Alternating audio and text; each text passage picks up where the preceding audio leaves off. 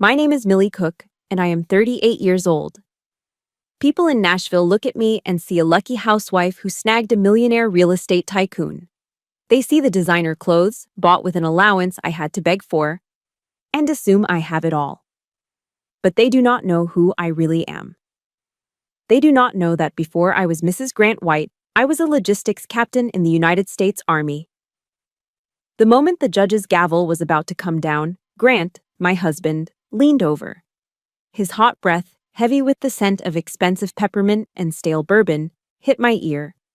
He whispered, low enough that only I could hear, but loud enough to shatter my soul. "You will never touch a dime of my money again, Millie. And tonight, Claire will be sleeping in the bed you spent 10 years keeping warm. You are just a useless little tin soldier." In the row behind us, my mother-in-law adjusted her pearls, smiling at my husband's mistress as if they were the real family. They thought I was trembling with fear. But they were wrong. I was not shaking from fear.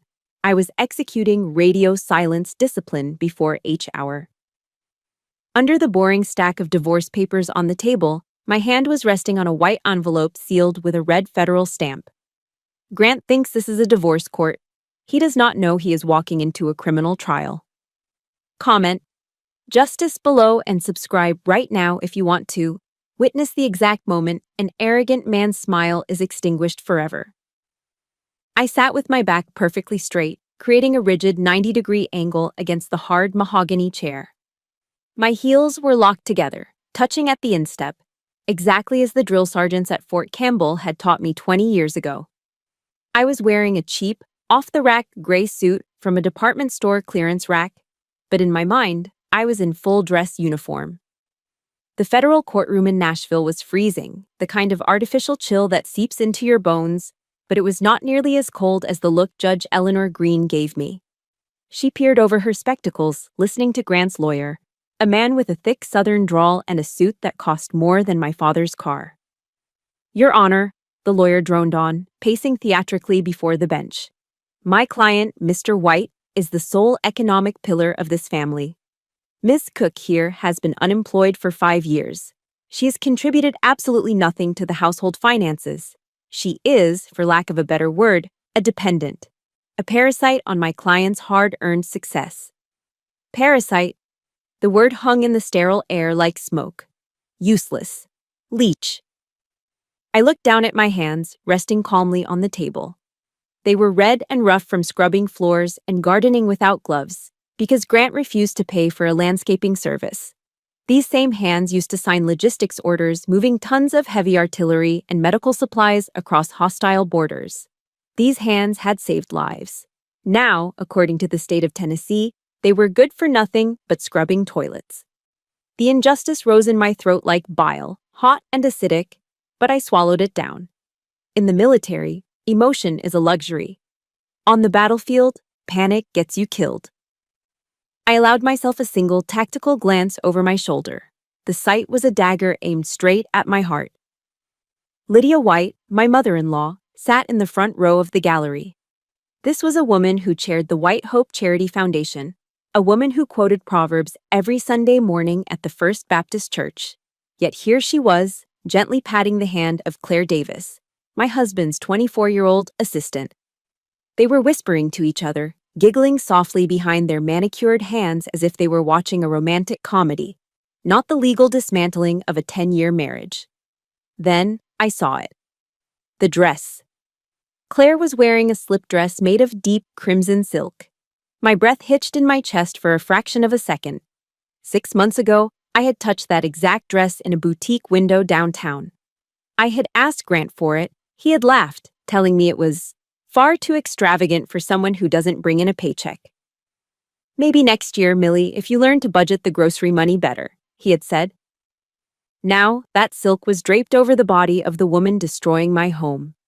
My husband's money, our money, was quite literally wrapping her in luxury while I sat here in polyester. Their audacity wasn't just immoral, it was a declaration of war. It was a clear signal that in the hierarchy of the White family, the mistress outranked the wife. Suddenly, a shadow fell over me. Grant shifted in his seat, invading my personal space. The smell hit me first. Creed Aventus. It was an aggressive, musky scent with notes of pineapple and birch. It used to be the smell of the man I loved. Now it smelled like betrayal and arrogance. He did not look at me. His eyes remained fixed on the judge, playing the role of the grieving, burdened husband perfectly. But his lips barely moved as he whispered out of the side of his mouth, his voice a low hiss. "You see this, Millie? You have nothing. No money. No connections. No one believes you. You are going to walk out of here with nothing but the clothes on your back. I will make sure you never show your face in high society Nashville again. You are just a pawn, Millie, a temporary placeholder." His voice dripped with the confidence of a man who has never lost a battle because he buys the referees. He thought he had won. He interpreted my silence as submission. He thought I was the broken housewife, paralyzed by the fear of poverty. He did not know the first rule of combat. The person making the most noise is usually the first one to die. I did not flinch. I did not turn to slap him, though every nerve in my body screamed for it. I simply shifted my hand, moving it 2 inches to the right until my fingertips rested on the cool surface of a white A4-sized envelope sitting on the table. It looked innocent, just a packet of paper. But inside that envelope was not a plea for alimony. It was the product of 60 sleepless nights. It contained bank statements from offshore accounts Grant thought were hidden. It held transcripts of voice recordings captured in the dead of night. It held grainy photographs taken through the crack of a study door. My heart hammered against my ribs. Thump, thump, thump, thump. But my breathing remained slow and rhythmic. In for 4 seconds, hold for 4, out for 4. Wait, I told myself. Hold the line. Grant White thinks this is the end of his marriage. He thinks he is discarding a used toy. He's wrong. This is not an end. This is H hour. And the counterattack of Captain Millie Cook is about to begin. My fingers traced the edge of the envelope, and for a split second, my mind flashed back. This wasn't the first time a white envelope had defined my worth in this family. I remembered another envelope, 5 years ago, on a day that was supposed to be a celebration. That was the day the soldier in me was put to sleep, and the prisoner was born. My fingertips brushed against the cold, smooth paper of the white envelope on the courtroom table. The sensation sent a jolt of electricity straight to the base of my skull, dragging me back in time. This was not the first time a white envelope had determined my fate. I was suddenly no longer in a federal courtroom. I was back in the suffocating humidity of a Nashville summer 5 years ago. That was the year I made the biggest tactical error of my life. I surrendered. 5 years ago, I was Captain Millie Cook. I was stationed at Fort Campbell, commanding a logistics unit of 120 soldiers. I was respected. I was powerful. But Grant White, with his charming southern drawl and his promises of a soft life, had disarmed me more effectively than any enemy combatant.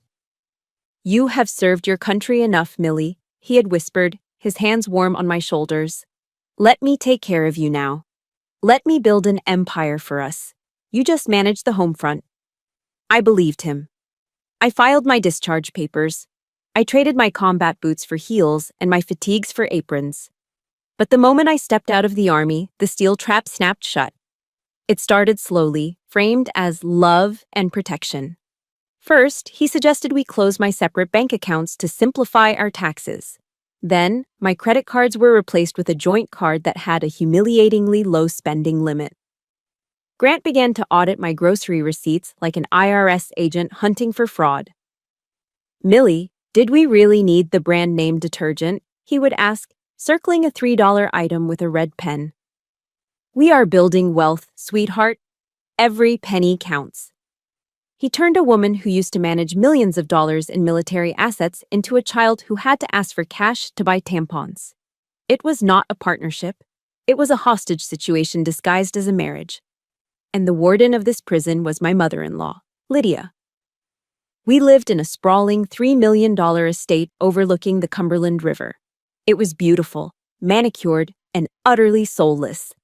Lydia ran the White Hope Charity Foundation, but she ran my home like a correctional facility. She forbade me from getting a job. A white woman does not work for others, Millie, she would say, sipping her iced tea. It looks desperate. It embarrasses Grant. Yet, while I wasn't allowed to work for a salary, I was expected to work for them. I became the unpaid maid. I scrubbed the marble floors because the cleaning service missed spots. I was silenced at dinner parties because, according to Lydia, men do not like women who are too opinionated about politics. Day by day, they stripped away my rank, my voice, and my dignity. But the moment that finally broke me, the moment the glass didn't just crack, but shattered, was my 37th birthday. Grant had insisted on throwing a lavish garden party. He invited half of Nashville's high society, real estate developers, local politicians, and members of the country club.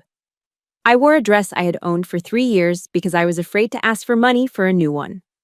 I moved through the crowd, smiling until my jaw ached, playing the role of the grateful wife. When it was time for gifts, Lydia took the microphone on the patio stage. She gave a speech about family values and devotion, her voice dripping with that fake, sugary southern sweetness that masks pure venom. And for our dear Millie, she announced, her voice booming over the speakers. A little something practical for our devoted homemaker. She handed me a thin white envelope in front of 50 guests. My hands trembled as I opened it. I pulled out a plastic card. It was a gift card to Target. I looked at the amount written in Sharpie on the back, $25. I thought it would be useful, dear, Lydia said loudly into the microphone, beaming. You can pick up some nice soap, or perhaps some paper towels for the kitchen. A ripple of laughter went through the crowd. It wasn't warm laughter, it was mocking. $25. That was the value they placed on my dignity. That was the price tag of my self-worth in the white family. I stood there, clutching that plastic card, burning with a humiliation so hot it felt like a sunburn.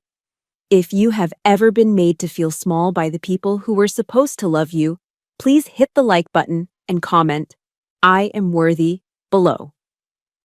Let's show the world that our value is not decided by others. I forced a smile, excused myself, and walked toward the house, desperate for air. But I didn't go inside. I stopped near the heavy velvet curtains of the sunroom, intending to hide. That was when I saw them through the glass doors. Grant was standing in the shadows of the rose garden. He was not alone. He was with Claire, the 22-year-old girl he had introduced that morning as his new executive assistant. I watched, frozen, as Grant pulled a small black velvet box from his jacket pocket. It wasn't a Target gift card. He opened it to reveal a Cartier love bracelet, gold, studded with diamonds. I knew exactly how much that bracelet cost, because I had looked at it in magazines for years. $5,000. He fastened it onto Claire's wrist with a gentleness he hadn't shown me in years. He kissed the inside of her wrist, looking at her with a mix of hunger and reverence. Happy birthday, baby, I heard him murmur through the open window. Thank you for making me feel alive again. The math was simple, brutal, and undeniable. $25 for the wife who scrubbed his floors and kept his secrets. $5,000 for the girl who warmed his bed on business trips. In that dark corner behind the curtains, something inside me died. The submissive, frightened housewife took her last breath. But as I watched the diamonds sparkle on the wrist of the other woman, something else woke up. A dormant part of my brain, trained in strategy and warfare, flickered back to life. My breathing shifted. My tears stopped instantly. My posture straightened. I was no longer a victim. I was an operative behind enemy lines. Target identification. Grant White, my mind whispered. Status, hostile. I slipped the Target gift card into my pocket. I would use it. But not for paper towels. I would use it to buy the first supply of notebooks I needed to document his downfall. The opportunity for a counterstrike did not arrive with a bang, but with the heavy thud of a leather briefcase hitting the floor. It was a Tuesday night, shortly after 2 a.m. Grant stumbled through the front door, reeking of expensive scotch and cigar smoke. He had been at a fundraising gala for a local senator, or so he claimed. In reality, his shirt was unbuttoned at the collar, and there was a faint smear of lipstick on his neck that certainly did not belong to me. He didn't even make it to the bedroom. He collapsed onto the living room sofa, snoring within seconds. In the military, we call this a catastrophic security breach. I stood at the top of the stairs, watching him. My heart was not racing with heartbreak anymore. It was beating with the steady rhythm of a predator spotting wounded prey. I descended the stairs silently, my bare feet making no sound on the hardwood. I approached the target. Grant was out cold. His briefcase, usually locked and guarded like the nuclear football, was lying open on the rug where it had fallen. I held my breath and knelt. My hands moved with practiced precision. I didn't rummage. I surgically extracted a stack of papers that had slid halfway out. Most were boring construction permits, but near the bottom, I found a bank statement. It wasn't from his usual bank in Nashville. It was from a bank in the Cayman Islands. My eyes scanned the lines in the dim moonlight. One transfer stood out. $180,000. Sent to Haven Sun Holdings, Panama City. Panama. Grant was a local developer. He built strip malls in Tennessee and condos in Kentucky. Why was he funneling nearly $200,000 into a shell company in a tax haven known for money laundering? My blood ran hot, but my hands stayed cold. This wasn't just tax evasion. This was something darker. I pulled out my phone, snapped 3 clear photos of the document, and slid it back exactly where I found it. The next morning, I initiated reconnaissance by fire. This is a tactic where you fire at a likely enemy position just to see if they shoot back, revealing their location. Grant was sitting at the kitchen island, nursing a black coffee and a hangover. I walked in, holding the same bank statement, which I had printed out a copy of and accidentally left on the counter. "Honey," I said, my voice dripping with innocent curiosity. "I found this paper on the floor last night. Is Haven Sun a new vacation resort you are building? Why is the address in Panama?" Grant froze.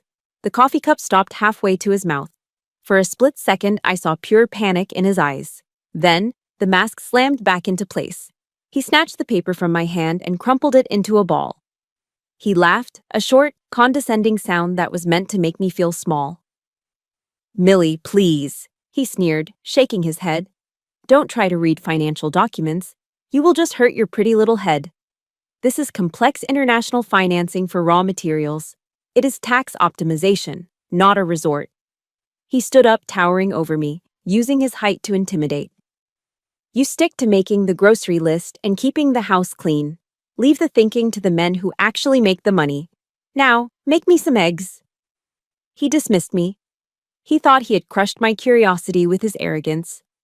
Fatal error, I thought as I cracked eggs into the skillet. He thinks I am stupid. That is his weakness. By dismissing me, he gave me permission to be invisible. And invisible is exactly what a spy needs to be. Saturday arrived. The weather was perfect for golf, which meant Grant would be at the Belle Meade Country Club for at least 4 hours. It was time to infiltrate the red zone, his home office. Grant had a strict rule. I was never allowed in his office. He claimed it was because he handled sensitive client data. I stood before the heavy oak door. It was unlocked, another sign of his arrogance. He didn't lock the door because he didn't fear me. I slipped inside and sat at his desk. His computer was asleep. I woke it up. A password prompt appeared. I cracked my knuckles. In the Army, we learned that people are creatures of habit. They choose passwords based on what they love most. I tried his birthday. Incorrect. I tried our wedding anniversary. Incorrect. I wasn't surprised. I tried the date he founded his company. Incorrect. Then, a sick feeling settled in my stomach. I typed in the numbers 0, 8, 1, 2. August 12th, Claire's birthday. Click. The screen unlocked. The humiliation stung like a slap, but I pushed it aside. I was in. I didn't have much time. I plugged in a high-speed USB drive I'd bought with cash 2 days ago. I navigated straight to a folder named Sun Project. My eyes widened as I opened a random PDF. It was a chaotic web of financial crimes. But the centerpiece was a document authorizing the transfer of funds from the White Hope Charity Foundation to the Panamanian account. At the bottom of the page, there were 2 signatures. One was Grant's. The other belonged to my mother-in-law, Lydia. I felt nauseous. They were using a charity, a foundation that claimed to help orphans to launder dirty money. And there, listed as the director of the shell company in Panama, was a familiar name, Claire Davis. It was a perfect criminal triangle. The mother provides the cover, the husband moves the money, and the mistress holds the offshore accounts. Copying. 45%, 60%. The progress bar crawled across the screen. Suddenly, I heard the crunch of gravel on the driveway. A car engine. Grant wasn't supposed to be back for 2 more hours. My heart slammed against my ribs like a trapped bird. Come on, 90%, 100%. I yanked the USB drive out. I closed the windows, put the computer back to sleep, and wiped the mouse with the edge of my sleeve to remove fingerprints. I slipped out of the office and made it to the laundry room just as the front door opened. "Millie," Grant shouted from the hallway, "I forgot my lucky putter." I walked out with a basket of folded towels, my face a mask of calm boredom. Inside my pocket, my hand clutched the small silver drive. It was burning against my thigh. "It's in the garage, Grant," I said flatly. He didn't even look at me as he rushed past. He had no idea. He thought he was just grabbing a golf club. He didn't know that his wife, the woman he told to stick to grocery lists, had just seized the key to his prison cell. The cell phone in my purse felt like a radioactive isotope. I knew Grant had installed tracking software on it months ago under the guise of family safety, but I now understood it for what it was, a digital leash. I could not use it. Not for this. I drove my beat-up sedan to the outskirts of town, parking at a dilapidated gas station off the interstate. I pulled a baseball cap low over my eyes, shielding my face from the security cameras that buzzed overhead. My hands dug into my pocket, retrieving a handful of quarters I'd been hoarding from the grocery change. The payphone was grimy, smelling of stale tobacco and gasoline. I dropped the coins into the slot, clink, clink, clink, and dialed a number I had memorized 10 years ago. "Special Agent Pierce," a deep voice answered on the second ring. "Marlon," I said, my voice steady despite the adrenaline coursing through my veins. "It is Captain Cook." There was a pause. A heavy silence hung on the line for a heartbeat, then 2.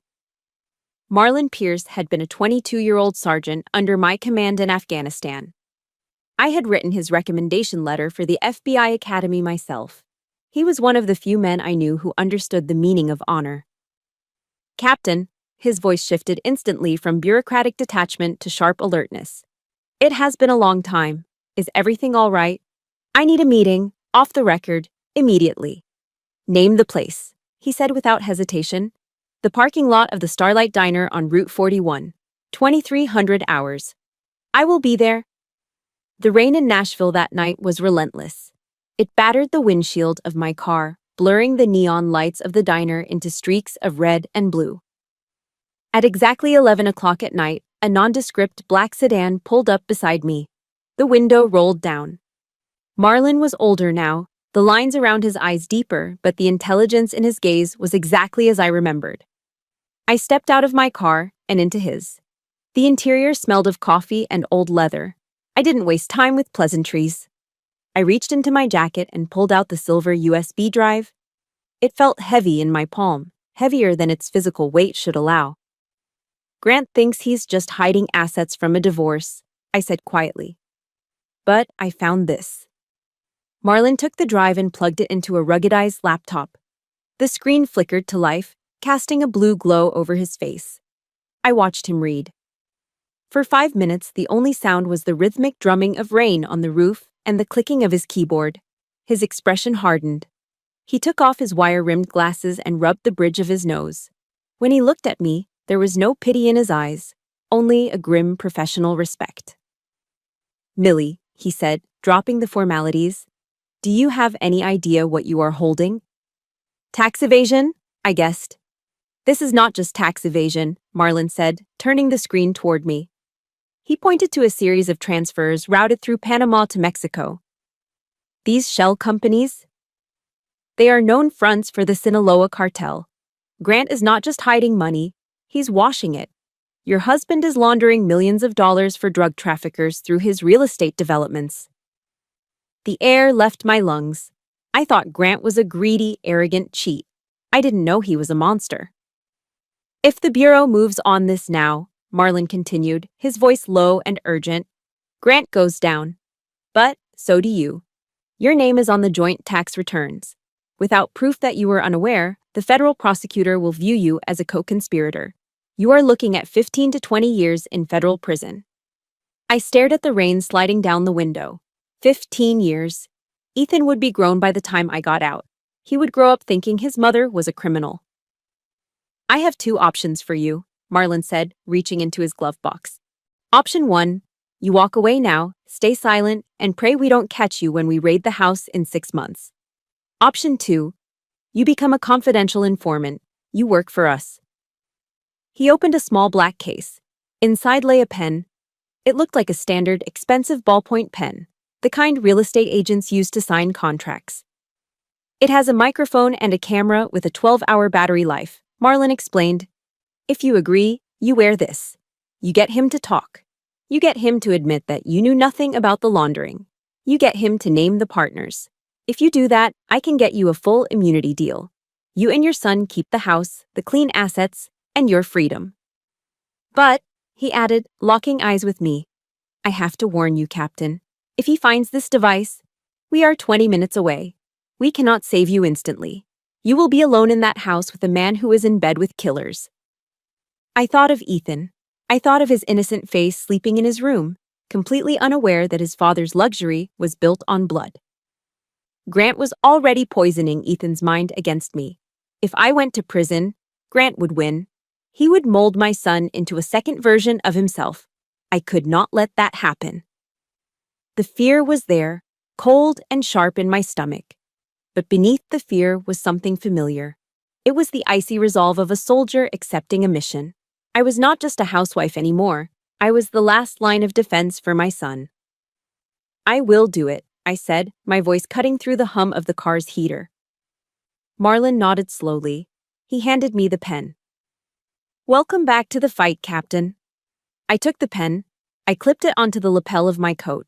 It felt significant, a tangible weight against my chest.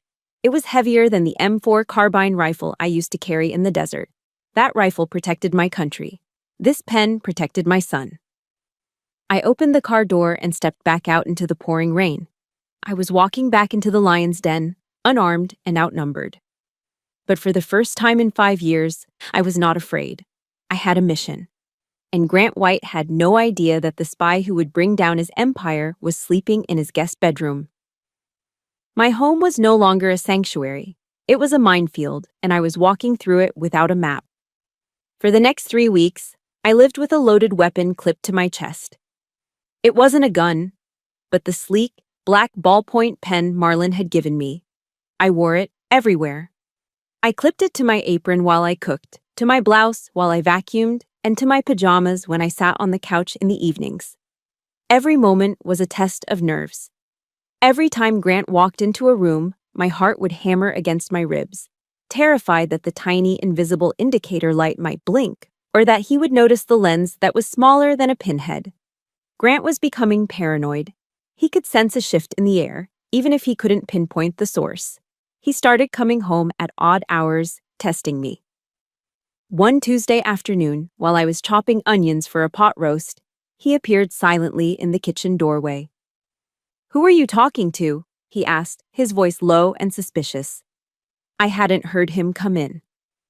My hand froze for a fraction of a second, the knife hovering over a slice of white onion. I forced my muscles to relax. I resumed chopping, thud, thud, thud, with a steady, rhythmic cadence. "Just my mother, Grant," I said, not turning around. "Her sciatica is acting up again. She needs money for medication." "Tell her to get on Medicare," he scoffed, walking to the fridge to grab a beer. "I'm not a charity." I exhaled slowly. The lie had worked, but the pressure was suffocating. 2 days later, the stakes got higher. I was dusting the bookshelves in the living room, running a microfiber cloth over the knickknacks Lydia had insisted we display. My hand brushed against a porcelain teddy bear with glass eyes. Something caught the light. It was a tiny, unnatural glint inside the bear's left eye. I froze. I leaned in closer, squinting. It wasn't just glass. Deep inside the pupil was a lens. A camera. A cold chill raked down my spine. Grant had installed a hidden camera in our living room. It was a nanny cam, the kind people use to catch abusive babysitters, but we didn't have a nanny. We didn't have a baby. He was watching me. My first instinct was to rip it off the shelf and smash it against the wall. But the training kicked in. Counterintelligence rule number 1. If the enemy wants to see, let them see exactly what you want them to see. If I destroyed it, he would know I was hiding something. So I began the performance of a lifetime. Every afternoon, I would sit on the sofa, directly in the camera's field of view. I would turn on the television and watch mindless reality shows about rich housewives fighting over parties. I would eat ice cream directly from the carton. I would sometimes weep into a pillow, loud and pathetic. I gave him the show he wanted. I showed him a broken, depressed, useless woman who was too busy feeling sorry for herself to be a threat. But the real work happened at the dinner table. On Friday night, the Devil's Alliance gathered. Lydia and Claire came over for dinner. This was the moment I had been waiting for. I pinned the pen to the collar of my black dress, double-checked that it was recording, and stepped into the dining room. I served them perfectly seared ribeye steaks and poured expensive Cabernet Sauvignon, acting more like a waitress than the lady of the house. As the wine flowed, so did their tongues. Grant was in a celebratory mood. The new zoning permits for the riverfront project came through, Grant boasted, swirling his wine glass. It is going to be the perfect washing machine. By the time the IRS looks at the books, the cash from our friends south of the border will be cleaner than this tablecloth. My heart skipped a beat. Got you. He had just admitted to money laundering on tape. Claire giggled, touching his arm. And I will be the director of operations, right, baby? Just like we planned? Of course, Grant grinned, his eyes glassy with alcohol. You are the face of the operation, Claire. Beauty and brains. Lydia cut into her steak, chewing slowly. She looked at me standing by the sideboard with a pitcher of water. Well, at least someone in this family is useful, she sneered. Unlike Millie, look at her, standing there like a statue. It is embarrassing, Grant. I don't know why you haven't kicked her to the curb yet. Soon, Mother, Grant promised, once the assets are transferred. The pen recorded every word, every insult, every confession. They were digging their own graves with their mouths. Suddenly, Grant pushed his chair back. Millie, come here. Panic surged through me. Did he see the light? Did he suspect? I walked over to him, my legs feeling like lead. He reached out and yanked me onto his lap. His hand slid up my chest, his fingers brushing against the fabric of my dress, inches away from the pen. My breath stopped. If his finger moved 1 inch to the left, he would feel the hard plastic casing. He would know. And I would be dead. But he didn't grab the pen. He grabbed my chin. He kissed me, hard and sloppy, tasting of wine and cruelty. Then he pulled back, whispering into my ear so everyone could hear. You have been a good girl lately, Millie. So quiet, so obedient. If you keep this up, I might consider raising your grocery allowance by $50 next month. The table erupted in laughter. Lydia cackled. Claire smirked behind her napkin. He wasn't looking for a wire. He was just flexing his power. He was love-bombing me, using a tiny crumb of kindness mixed with control to keep me submissive. I forced myself to smile. I forced myself to say, "Thank you, Grant." I stood up and walked to the kitchen to fetch dessert. As soon as the swinging door closed behind me, I leaned against the counter and dry heaved. The disgust was physical. I wanted to scrub my skin with bleach, but I touched the pen. It was still there. The evidence was safe. Laugh now, I thought, listening to their cackles from the other room. Laugh while you can. Because I am doing this for Ethan. And for freedom. The sound of a two-stroke engine shattering the afternoon silence was the first warning. It wasn't the hum of a lawnmower. It was the aggressive, high-pitched whine of a dirt bike. I ran to the front window. In the driveway, my 14-year-old son, Ethan, was straddling a brand-new, bright blue Yamaha dirt bike. He was revving the engine, his face flushed with an intoxication that had nothing to do with adrenaline and everything to do with power. Standing next to him, arms crossed over his chest and grinning like a conquering king, was Grant. I threw open the front door and marched out. "Grant, what is this?" "We discussed this, I told you, absolutely not. It is too dangerous for a 14-year-old to ride in this subdivision." Grant didn't even turn to look at me. He just winked at Ethan. "See, I told you. Here comes the fun police." Ethan laughed. It was a sharp, cruel sound that didn't belong in a child's throat. "Mom, chill out," Ethan snapped, revving the engine again, sending a cloud of exhaust fumes into my face. "Dad bought it for me. It's a gift." "It is a death trap," I said, my voice rising. I reached for the handlebars to turn the ignition off. "Ethan, get off the bike, now." Grant stepped between us. He used his height to tower over me, blocking my path to our son. "Back off, Millie. Stop babying the boy. He's a white man. He needs to learn to be brave, not a coward like his mother. Let him ride." He turned to Ethan. "Go on, son. Do a lap. Ignore her." Ethan tore out of the driveway, the tires screeching on the asphalt. I watched him go, my heart in my throat, terrified he would crash. But what scared me more was the look Grant gave me.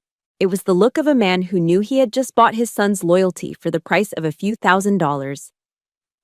Later that evening, I tried to do damage control. I went up to Ethan's room. He was lying on his bed, still wearing his motocross boots, scrolling on his phone. "Ethan," I said softly, sitting on the edge of his bed. "I'm not trying to be mean. I just worry about your safety. Your father shouldn't have gone behind my back." Ethan sat up abruptly. He shoved my hand off the mattress as if my touch burned him. "Stop it," he shouted. "Stop trying to ruin everything." I recoiled. "Ethan." He stood up, his face twisted in a sneer that was a terrifying replica of his father's. "Dad told me everything, Mom. He told me why you are always angry. He told me you are just jealous." "Jealous?" I whispered, stunned. "Yeah, because Dad is successful and you are nothing." Ethan spat the words out. "Dad earns all the money. He built this house, and you just sit around and complain. Dad says you are planning to divorce him so you can steal his money. He says you are a gold digger." The air left the room. Gold digger. My son. The boy I had nursed through fevers, the boy I had taught to read, the boy I was currently risking federal prison to save, was looking at me with pure hatred. "Ethan, that is not true," I said, my voice trembling. "Your father is lying to you." "Liar!" Ethan screamed, his eyes wet with angry tears. "You are the liar. You are useless. Dad is the only one who cares about me. Get out. Get out of my room." He picked up a pillow and threw it at me. It hit me in the chest with a soft thud, but it felt like a sledgehammer. I wanted to scream. I wanted to grab him by the shoulders and shake him. I wanted to yell, "Your father is washing money for drug cartels. Your father is a criminal. I am working with the FBI to save us." But I couldn't. I had signed the agreement. I was under strict orders from Agent Pierce. If I blew my cover, Grant would destroy the evidence, flee the country, or worse, he might hurt Ethan to silence me. I had to swallow the poison. I had to let my son believe I was the villain so that I could be his savior. I backed out of the room, closing the door as Ethan cranked up his music to drown me out. I walked down the hall to the master bedroom, past Grant, who was sitting in his armchair reading the Wall Street Journal. He didn't look up, but I saw the smirk playing on his lips. He heard the screaming. He knew he had won. I went into the master bathroom and locked the door. I turned on the shower, cranking the handle all the way to the right until the water was scalding hot. The room filled with steam. Only then, under the roar of the water, did I let myself slide down the tiled wall to the floor.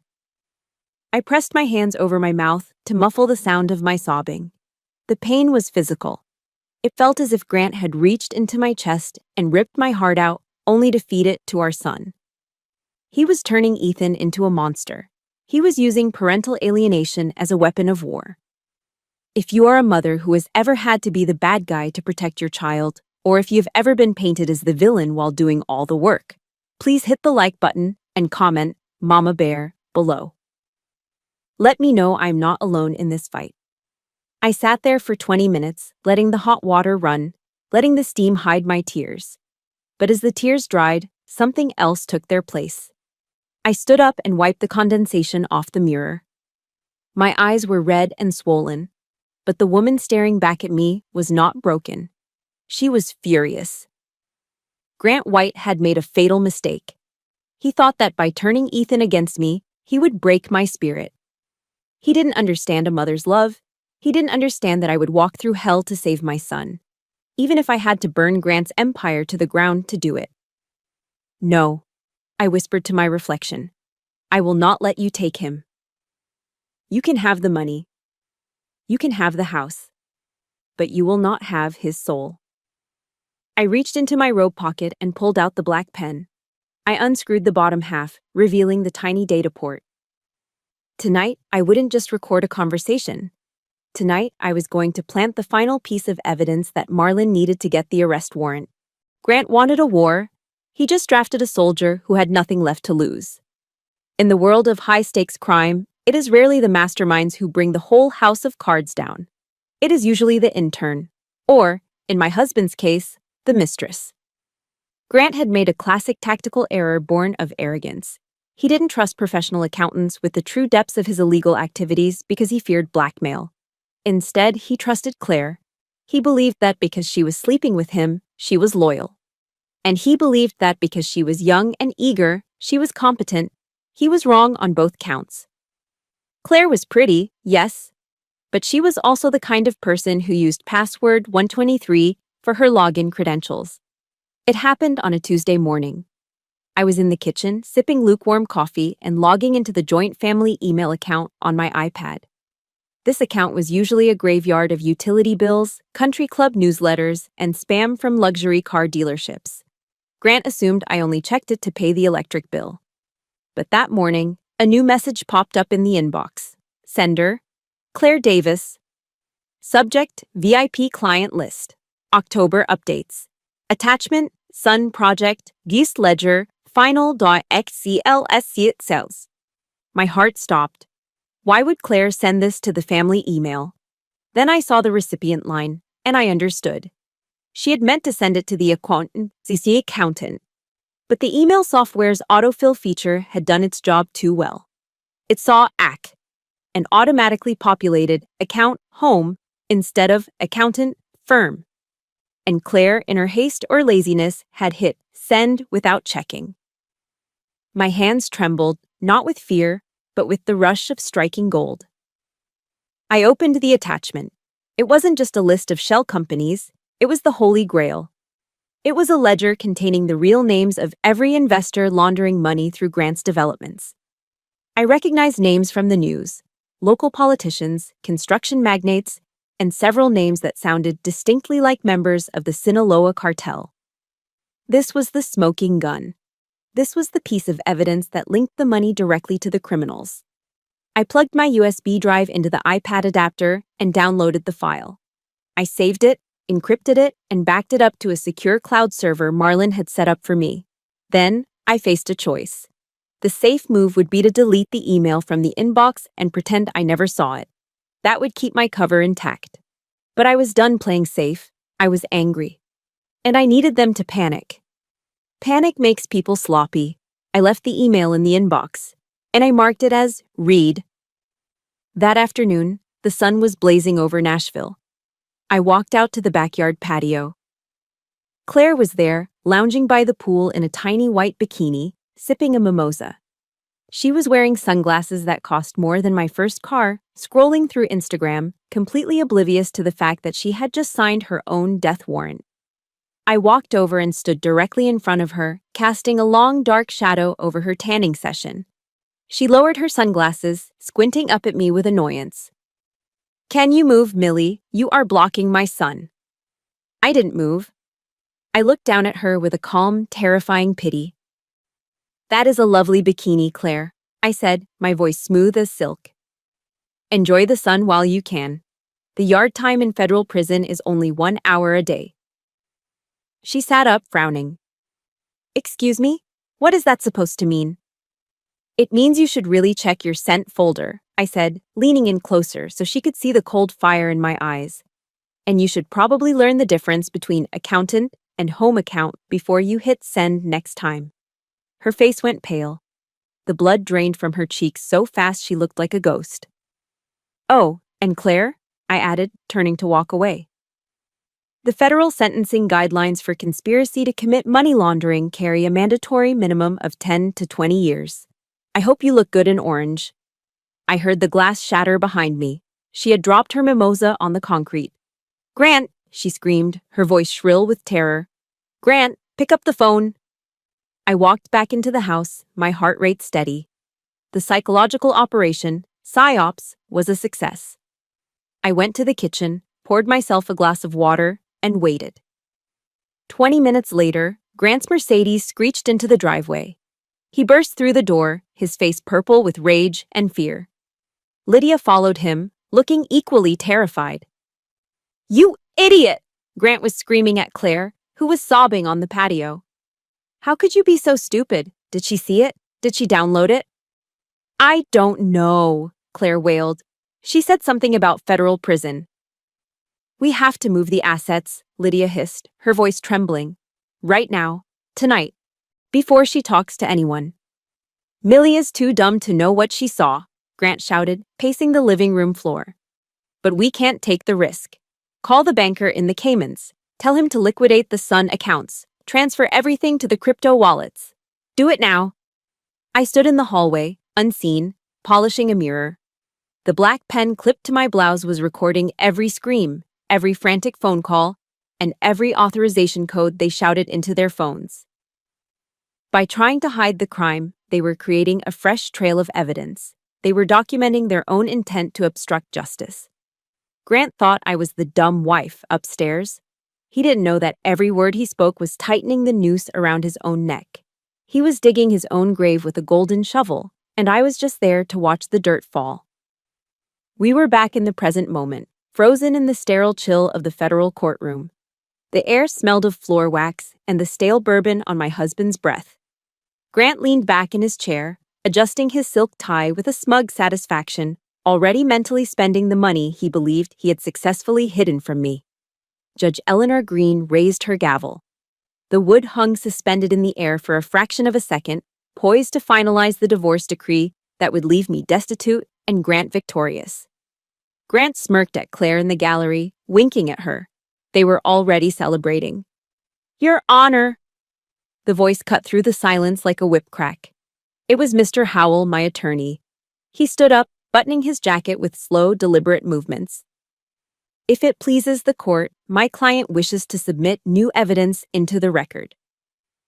Evidence that is material to the financial standing of Mr. White. Grant let out a loud, incredulous laugh.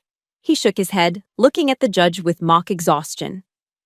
Oh, come on, what is it this time? Did she find an old grocery receipt for milk? Is she asking to be reimbursed for doing the laundry? A ripple of laughter went through the courtroom. Even the court reporter cracked a smile. They all saw a desperate, grasping housewife trying to delay the inevitable. I remained silent. I did not look at Grant. I kept my eyes fixed on the bench as I slid the white envelope across the mahogany table toward the clerk, who handed it up to Judge Green. The room went quiet as Judge Green opened the seal. The sound of tearing paper was the only noise in the room. She pulled out the documents. I watched her face. At first she looked annoyed, expecting another frivolous claim. Then her eyebrows knitted together. She flipped a page, then another. Her eyes widened behind her spectacles. Her casual posture vanished, replaced by a rigid, terrifying stillness. She looked at the bank statements bearing the Panamanian seal. She looked at the photos of the ledger. She saw the transcripts of the dinner conversation where Grant admitted to washing the money. And finally, she saw the official stamp of the Federal Bureau of Investigation on the cover letter. Judge Green slowly lifted her head. Her gaze did not land on me. It landed on Grant like a judge's gavel. Mr. White, she said, her voice dropping an octave, cold and dangerous.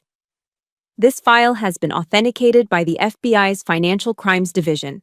It appears that what started as a civil divorce proceeding has just become a crime scene. The smirk vanished from Grant's face instantly. He blinked, confused.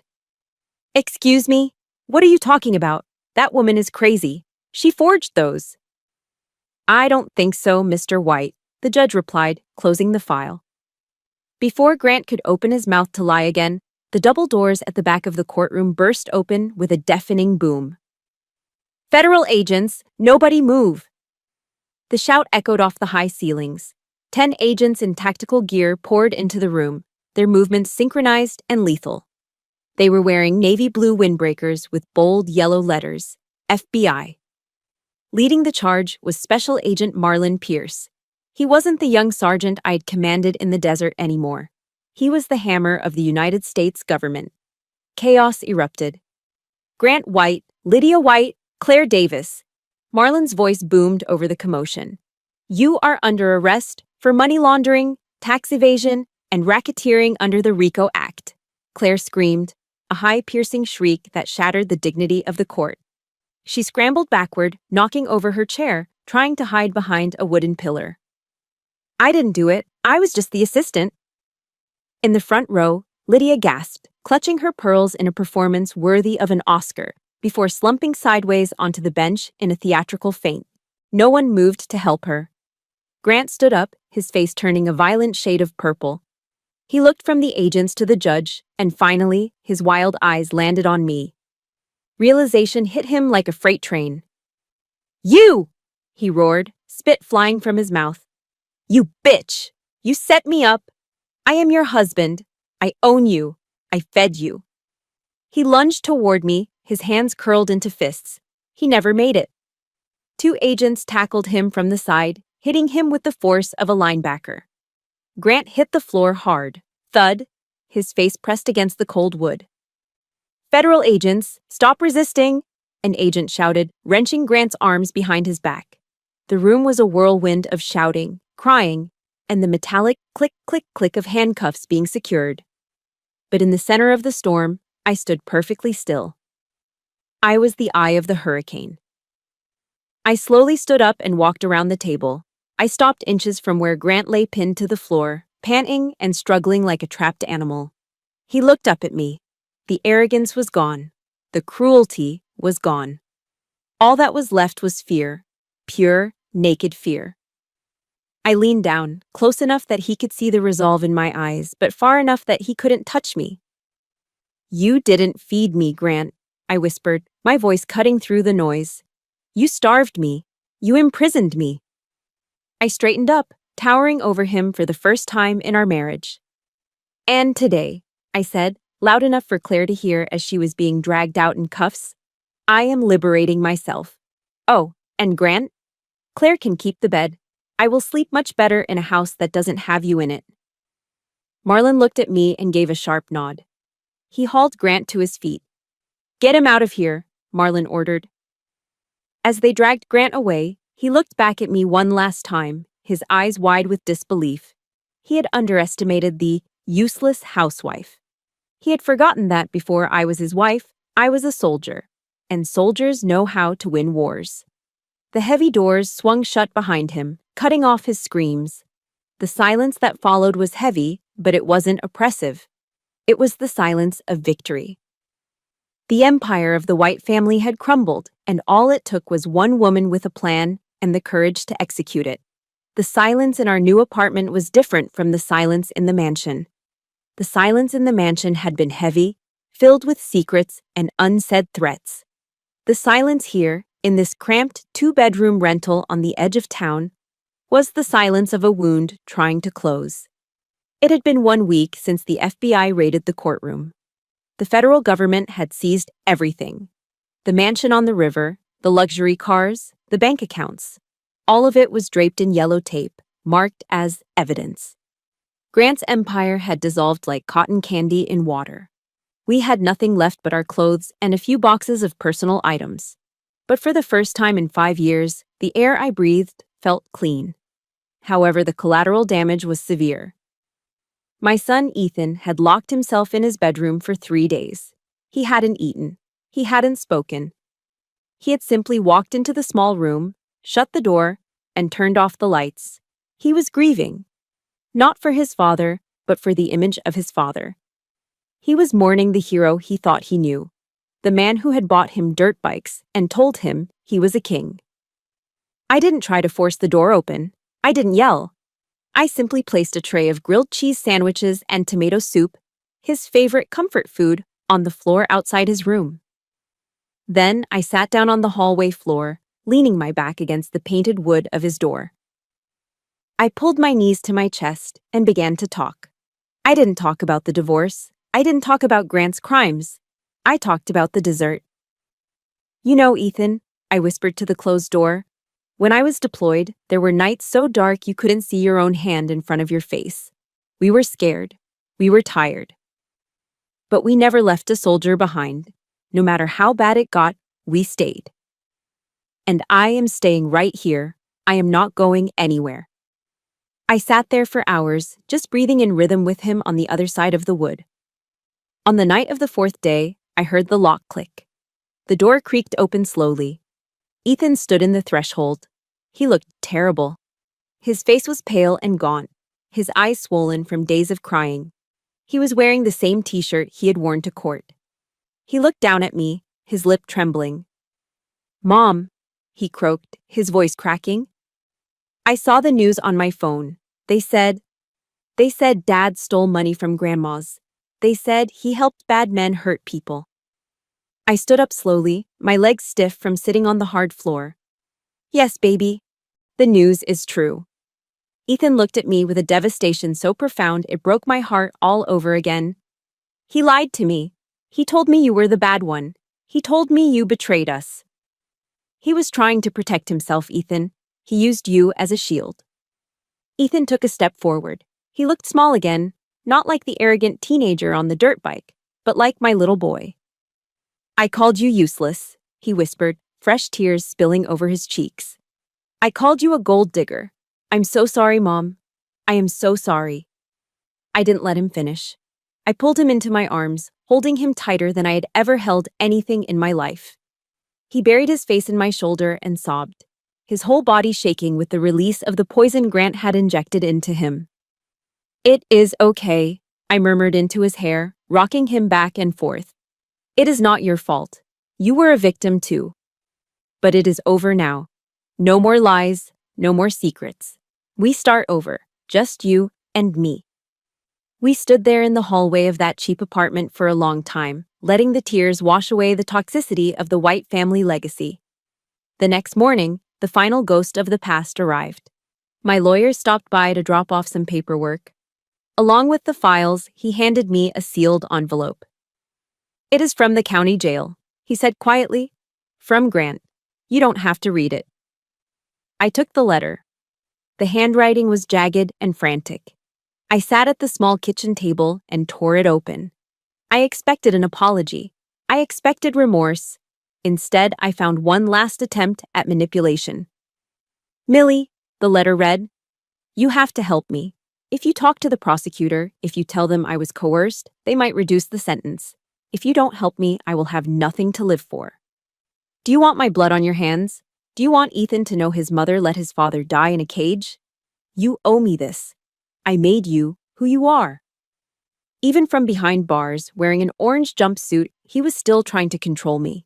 He was threatening suicide to make me feel guilty. He was gaslighting me one last time, trying to make me responsible for his choices. I felt a flash of anger, but it was quickly replaced by a cold, calm clarity. I made you who you are. No, Grant, I said aloud to the empty kitchen.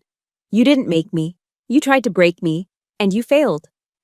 I stood up and walked to the kitchen sink. I struck a match. The flame flared to life, bright and orange. I held the corner of the letter to the fire. I watched the paper curl and blacken. I watched his desperate, manipulative words turn into ash. I held it until the heat kissed my fingertips. Then I dropped it into the stainless steel sink. I turned on the faucet. The water rushed out, swirling the black ash down the drain. It disappeared into the darkness of the pipes, gone forever. I did not forgive Grant White for what he did to me. I would never forgive him for what he did to our son. But as I watched the last of the ash wash away, I forgave myself. I forgave myself for loving him once. I forgave myself for staying too long.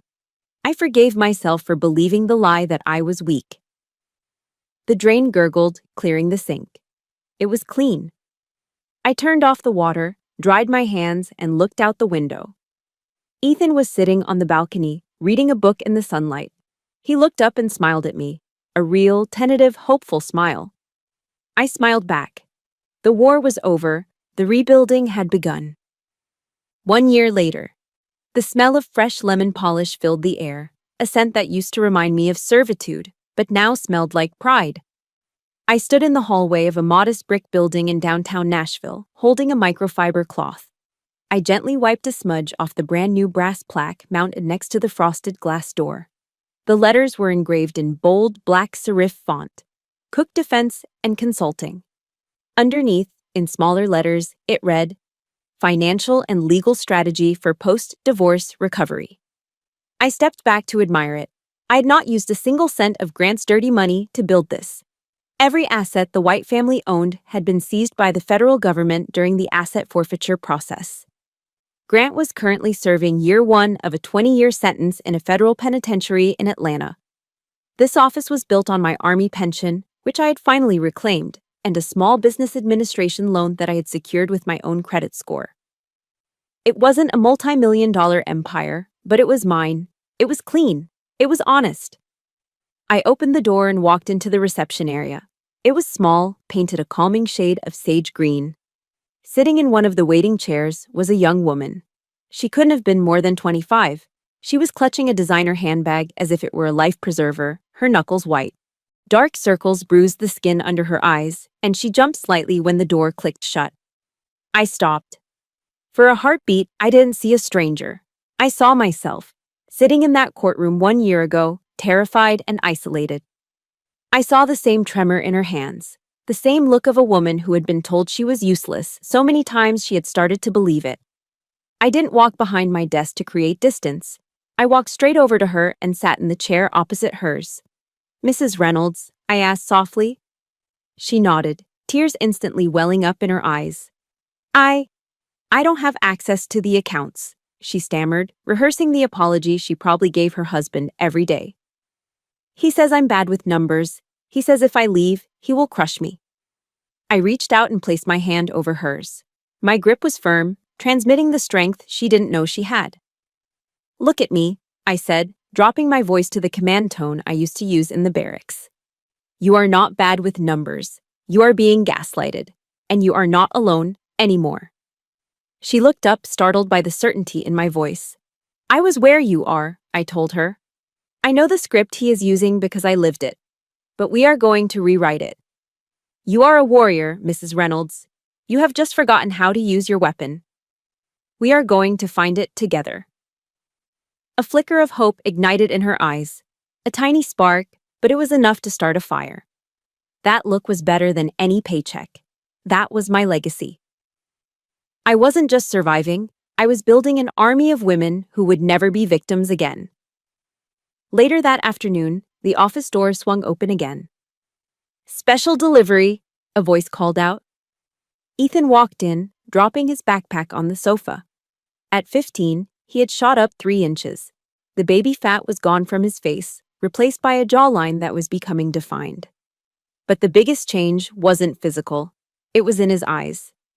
The entitlement was gone, replaced by a quiet maturity. He wasn't wearing designer sneakers.